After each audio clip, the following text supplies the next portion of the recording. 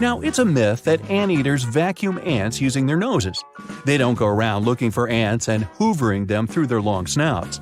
Anteaters have very long tongues. Giant anteaters have tongues that go up to 2 feet long. It's the shape of a strand of spaghetti and covered in spiny hooks and sticky saliva that traps ants, up to 160 times in a minute, which means they eat up to 20,000 insects in a single day. That's a lot of bugs.